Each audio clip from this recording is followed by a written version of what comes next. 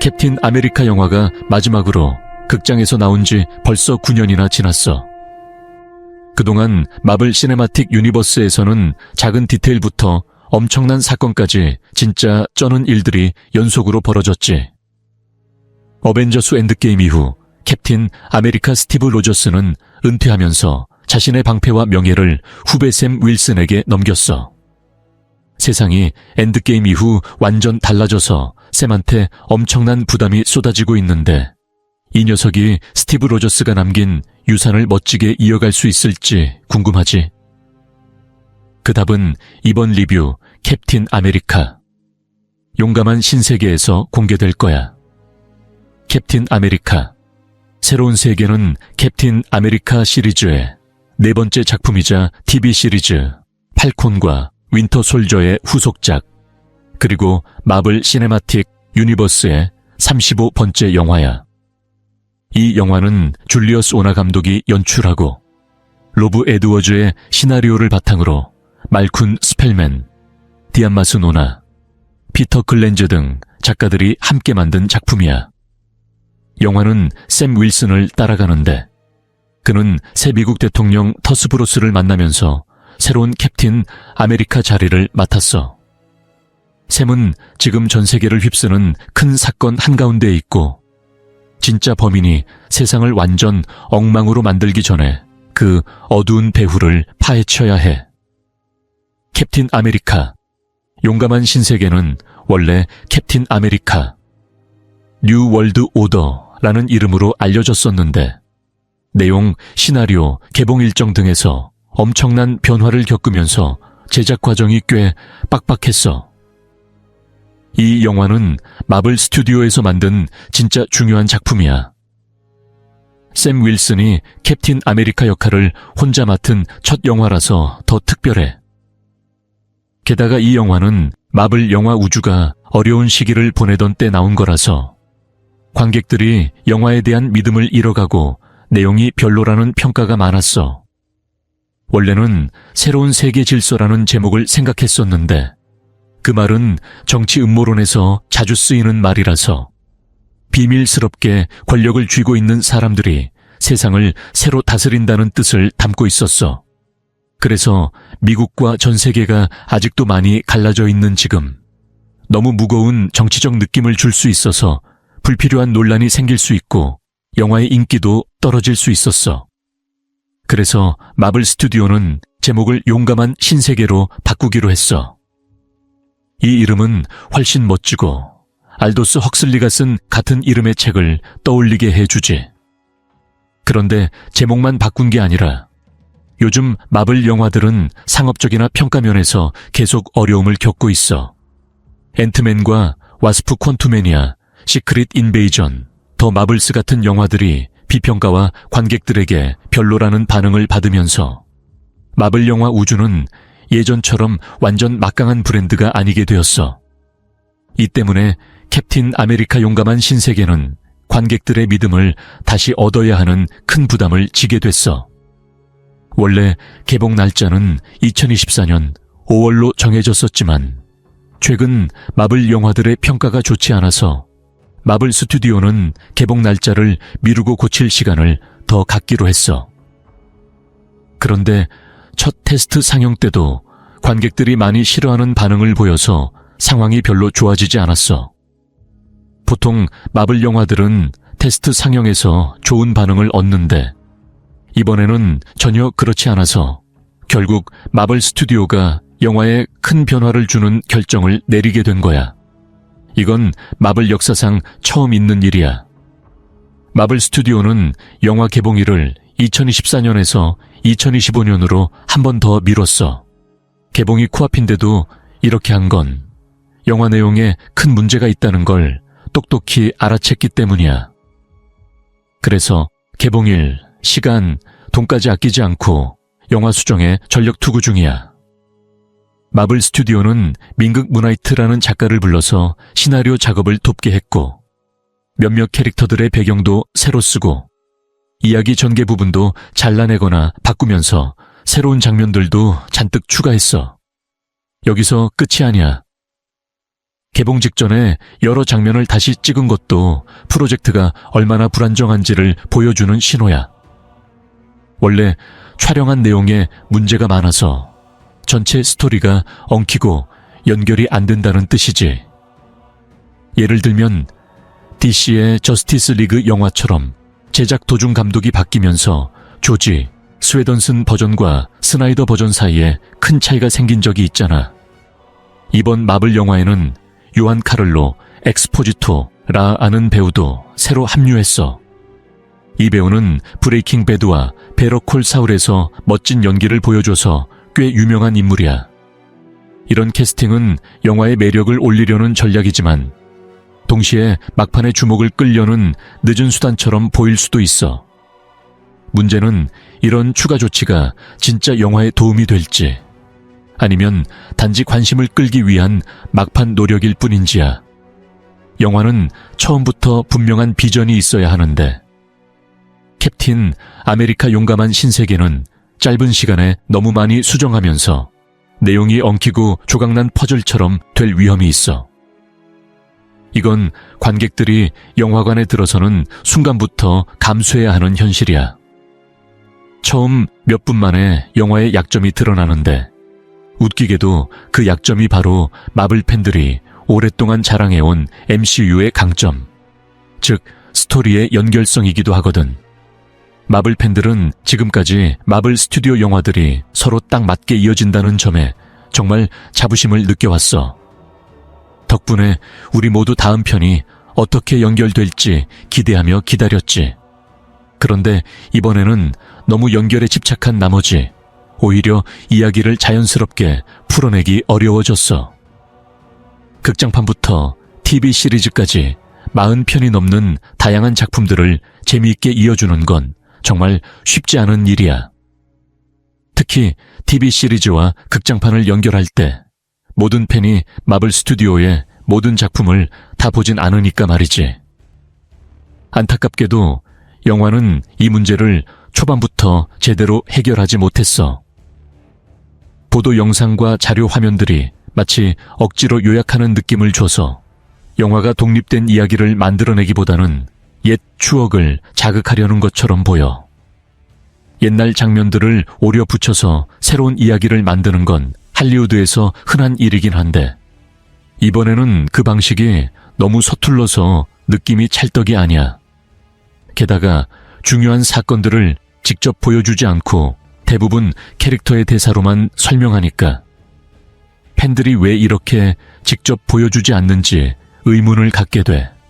이 사건들은 영화뿐만 아니라 전체 마블 영화 우주에도 큰 영향을 주는데 말이야.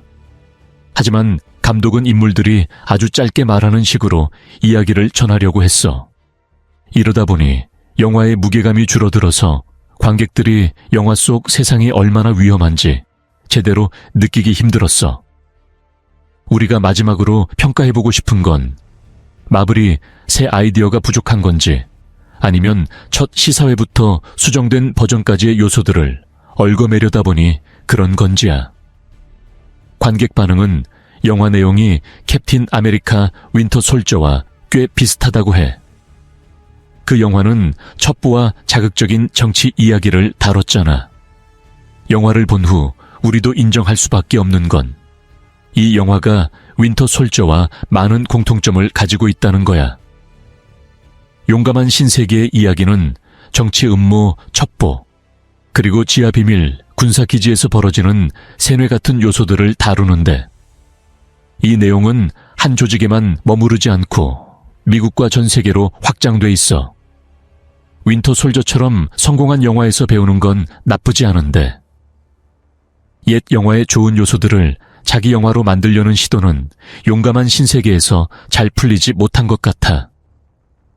이야기가 윈터 솔저를 베끼려는 느낌이 들면서도 너무 서툴게 실행되었어. 많은 정치 문제, 국가 간 이익 충돌, 그리고 한 나라 내부의 분열 등이 어설프게 다뤄져서 이야기의 깊이를 더하지 못했어. 결과와 해결 방식도 정치 영화답게 무리하게 느껴졌어. 총평하자면 캡틴 아메리카 용감한 신세계의 내용은 퍼즐 조각을 억지로 맞춘 것처럼 보이고 창의성이 부족해 보여. 마블은 요즘 아이폰 만드는 애플처럼 이미 잘된 공식에 의존하다 보니 새로운 아이디어나 혁신을 내기가 어려워진 것 같아. 전체적으로 내용이 대충 넘어간다는 인상을 줘. 하지만 캐릭터 발전 면에서는 영화가 우리를 꽤 놀라게 했어.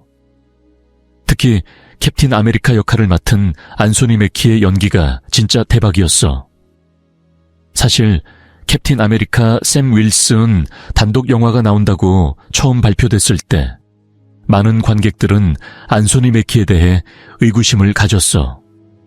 그의 캐릭터는 원래 캡틴 아메리카 스티브 로저스의 보조 역할로만 알려져 있었으니까. 하지만 영화를 본 후 우리 모두는 안소니 매키, 즉 샘 윌슨이 새로운 캡틴 아메리카로서 완전 제격이라는 걸 확신하게 됐어. 먼저 레거시 캐릭터라는 개념에 대해 알아보자.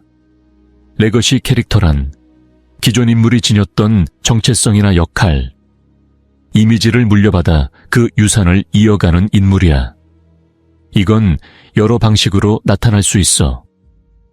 스승이 자기 역할을 후배에게 전수하는 경우, 후배가 이야기에서 빠지면서 스승이 새 인물을 선택하는 경우, 어떤 인물이 선배의 유산을 깨닫고 자발적으로 그 역할을 맡는 경우, 이 유산은 혈연 관계에 의존하는 게 아니라 같은 자리를 이어받은 사람들에게 전해지는 칭호나 상징이야.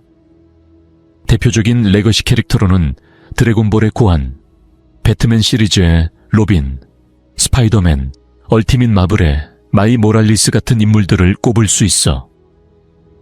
레거시 캐릭터가 겪는 도전은 선배의 성공을 그대로 답습하면서도 자기만의 색깔을 내는 게 정말 어렵다는 거야. 샘 윌슨의 경우 스티브 로저스의 그림자가 너무 커서 부담이 더욱 컸어. 캡틴 아메리카 샘 윌슨의 첫 등장부터 뭔가 부족해 라는 반응이 나왔던 것도 그가 왜 첨단 기술을 써서 싸워야 하는지, 왜 스티브가 상징적인 방패와 칭호를 평범한 사람에게 넘겨줬는지에 대한 의문 때문이었어. 만약 초인 혈청이나 초능력이 캡틴 아메리카를 만드는 유일한 요소라고 생각한다면 그건 어느 정도 객관적일 수도 있지만 동시에 주관적인 시각이야. 우리한텐 관객들이 사랑하는 캡틴 아메리카의 진짜 매력은 그가 전하는 이상적인 이야기라고 봐. 스티브 로저스는 미국 건국 이래 소중히 여겨온 자유와 가치의 상징이었어. 그는 단순한 리더나 모범 군인뿐만 아니라 밝고 대담한 영웅의 모델이었지. 초인 혈청은 그저 그의 위대한 이상과 좋은 품격을 드러내기 위한 도구에 불과해. 스티브 로저스는 언제나 멋진 리더이자 자유를 지키는 용감한 전사야. 근데 샘 윌슨의 경우, 만약 용감한 신세계가 단순히 자유를 위해 싸운다는 내용만 담고 있었다면 우리 모두 안소니 매키의 연기를 그렇게 높게 평가하지 않았을 거야. 터슬로스 대통령이 한때 샘에게 너는 스티브 로저스가 아니야 라고 말한 것도 딱 그 이유야. 만약 샘이 스티브를 그대로 따라만 간다면 그는 언제나 스티브의 두판 버전으로 남을 뿐 결국 마블 세계에서 잊혀질 위험이 있어. 샘은 스티브 로저스가 될 필요 없어. 그는 오직 자기 자신, 즉 샘 윌슨으로서 진짜 캡틴 아메리카가 되어야 해. 안소니 매키는 이걸 완벽하게 보여줬어. 그가 이 소중한 타이틀을 지키며 겪는 고충과 고민들을 우리한테 생생하게 전해주면서 자기만의 캡틴 아메리카로 당당히 자리 잡을 자격이 있다는 걸 증명했지. 스티브 로저스가 자유를 위해 싸우는 멋진 리더의 상징이라면 만화 속 버키 반전은 캡틴 아메리카 역할을 맡을 때 어두운 분위기와 리더십, 따뜻한 마음을 보여줬어. 그런데 샘 윌슨은 완전히 다른 느낌을 줘. 그는 친절함, 기회, 그리고 희망을 전하는 존재로 사람들과 진심으로 소통하며 어려움을 함께 극복할 수 있게 해줘. 이런 점이 더욱 멋지게 느껴지는 건 샘이 스티브의 복제품이 되려 하지 않고 자기만의 최고 모습이 되려고 애썼기 때문이야. 모든 사람을 다 구할 수 없을 수도 있어. 그건 초능력이 부족해서가 아니라 우리 모두가 사람이기 때문이잖아. 세상에는 우리가 할 수 있는 것도 못하는 것도 있다는 걸 인정해야 해. 설령 모든 걸 다 구하진 못해도 먼저 자기 자신을 잘 챙긴다면 그 다음엔 수많은 생명을 지킬 수 있을 거야. 그는 완벽한 전사는 아닐지라도 진짜 착한 사람이야. 바로 그게 스티브 로저스로부터 물려받은 유산이야. 안소니 매키의 멋진 연기에 더해 영화는 데니 라미레즈가 맡은 인상 깊은 조연 캐릭터와 한때 잊혀졌던 캡틴 아메리카의 모습도 함께 보여주면서 우리에게 강렬한 인상을 남겼어. 브래들리, 칼 럼블리가 연기하는 캐릭터와 전설 해리슨 포드가 맡은 토스 로스, 그리고 화퀸 토레스, 또 새 권능이라고 불리는 그녀가 모여 영화에 완전 젊고 발랄한 에너지를 불어넣었어. 화퀸과 샘의 케미는 단순한 팀원이 아니라 진짜 가족 같은 느낌을 줘. 화퀸은 주로 브래들리의 보조 역할을 맡아서 샘에게 그의 끔찍했던 과거와 신뢰할 때의 위험을 일깨워주는데, 토스 로스는 짧은 출연 시간이었음에도 불구하고 브래들리 캐릭터에 자부심과 아픔이 섞인 깊은 인상을 남겼어. 특히 감옥 방문 장면에서 브래들리가 감히 샘의 눈을 똑바로 보지 못하는 모습은 그가 겪는 정치적 불의를 여실히 드러냈어. 하지만 이 부분은 용감한 신세계가 또 한 번 문제에 부딪힌 사례야. 만약 팔콘과 윈터 솔저를 봤다면 브래들리 캐릭터를 다루는 방식이 새롭지 않다는 걸 알겠지만, 아직 못 본 사람들은 이 영화가 그를 너무 피상적으로 소개하며 감옥에서 수십 년을 보낸 시간을 마치 농담처럼 다루는 느낌을 받을 거야. 그래도 브래들리가 등장하는 순간은 감정적으로 엄청 무게감 있었어. 마지막으로 깊은 인상을 남긴 캐릭터는 토스 로스, 일명 레드 호크야. 해리슨 포드가 이 역할을 맡아 예전 MCU에서 윌리엄 H가 조연으로만 등장했던 로스를 인디애나 존스나 한 솔로 같은 클래식 매력으로 탈바꿈시켰어. 만약 레드 호크가 로스에서 제일 멋진 포인트라고 생각한다면 오산이야. 제일 흥미로운 건 로스가 딱딱하고 멀게 느껴지지 않으려고 애쓰는 모습이야. 평소 꽤 냉정한 이미지에도 불구하고 해리슨 포드는 그를 긴장감 넘치고 놀라운 인물로 멋지게 재탄생시켜서 관객들이 언제 폭발할지, 무슨 일이 터질지 계속 궁금하게 만들었어. 두 번째 큰 깜짝 놀람은 로스가 그냥 스쳐 지나가는 조연이 아니라는 거야. 해리슨 포드가 영화에 엄청 많이 나오면서 로스는 대통령 선거에서 당열을 외치는 캠페인으로 당선돼 처음부터 중심 역할을 맡았어. 이 캠페인은 국제 해역에 나타난 셀레스티얼 타무스 때문에 벌어진 지정학 위기가 큰 역할을 했지. 셀레스티얼 타무스의 거대한 시신에는 수많은 귀중한 자원이 담겨 있어서 전 세계 정부들이 그것을 탐내고, 일부 자원이 용병단체의 목표가 되자 로스는 외교로 해결하겠다는 결심을 보였어. 덕분에 샘 윌슨은 과거의 불화는 제쳐두고 더 나은 미래를 꿈꿀 수 있게 된 거지. 안소니 매키와 해리슨 포드는 샘과 로스 사이에 자연스럽고 진짜 긴장감을 유지하면서 두 배우의 매력을 제대로 뽐냈어. 그런데 반대로 영화 속 몇몇 조연들은 별로 인상 깊지 않았어.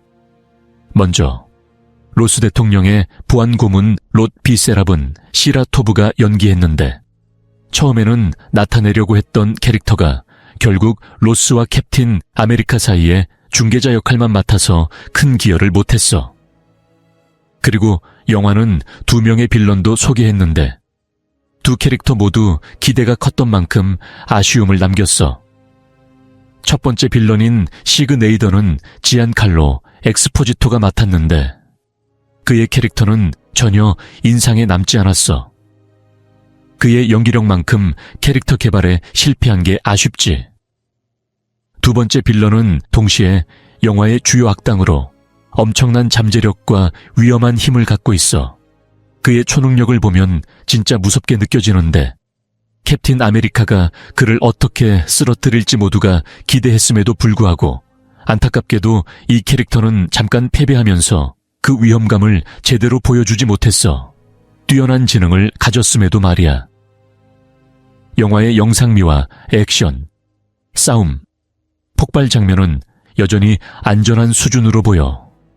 마블 스튜디오는 이번 영화에서 샘 윌슨이 직접 펼치는 액션에 집중한 것 같아. 하지만 이런 안정적인 연출 때문에 관객들은 완전히 만족하지 못했어. 영화 막판 캡틴 아메리카 샘 윌슨과 레드호크의 웅장한 전투에서 처음 기대했던 것과는 완전히 다른 특수 효과가 나오면서 말이지. 결론적으로 캡틴 아메리카 용감한 신세계는 새롭다고 느껴지는 요소가 많지 않아. 그래도 마블은 액션 장면, 특히 캡틴 아메리카와 다른 조연들이 보여주는 독특한 전투 스킬에 집중했어. 관객들의 의견을 듣고 콘텐츠의 강점을 살리려고 노력한 결과지. 스파이 영화 스타일과 자극적인 정치 요소를 계속 반복하는 대신 샘 윌슨이 캡틴 아메리카로서 빛날 수 있는 방향으로 가려고 한 거야. 다행히도 안소니 매키와 해리슨 포드 같은 배우들이 이번 마블 영화를 한층 살려줬어. 너희들 영화 봤어? 영화에 대한 너희 생각은 어때? 댓글로 우리한테 알려줘. 영상 끝까지 봐줘서 고마워.